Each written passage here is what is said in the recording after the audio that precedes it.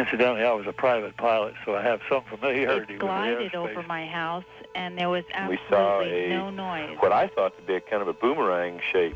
44, just confirming that all the passengers can see this aircraft. How would you describe the acceleration? Probably the speed of light. I would go ahead and feel the craft, which was warm. If these extraterrestrials are so highly evolved, how come it is that they only address people named Bubba who are out hunting and fishing? I'm Fife Symington. In 1997, during my second term as governor of Arizona, I saw something that defied logic and challenged my reality. I saw one, but I don't know what, it just disappeared. And the saucer flew right over him and put down 3 little gear and landed out on the dry lake bed.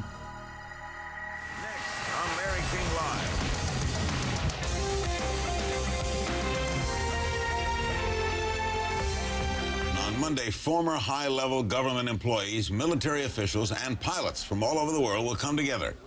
They'll discuss their own UFO sightings and encounters, and they'll do it at the National Press Club in the nation's capital. This is when we first saw the UFO. This is when the pilot saw the UFO. This is when the military guy saw the UFO. Performing speeds and maneuvers significantly in excess of anything that they'd seen military jet aircraft perform.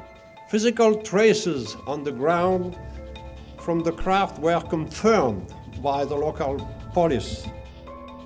James Fox helped organize today's UFO-related event in Washington. He directed the film Out of the Blue. The official position from the Air Force is that they terminated Project Blue Book in 1969, and there have been no official investigations since then. We have not been hiding anything. They are simply following orders. Don't rock the boat. Play it down. Cool it. Ma'am, I have no reason to believe that they're real. Thousands of witnesses now, which can confirm that indeed this so. Activities which cannot be related to terrestrial activities.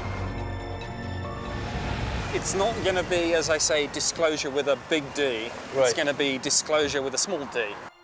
If the government's announced, well, the unidentified objects are real, people would panic?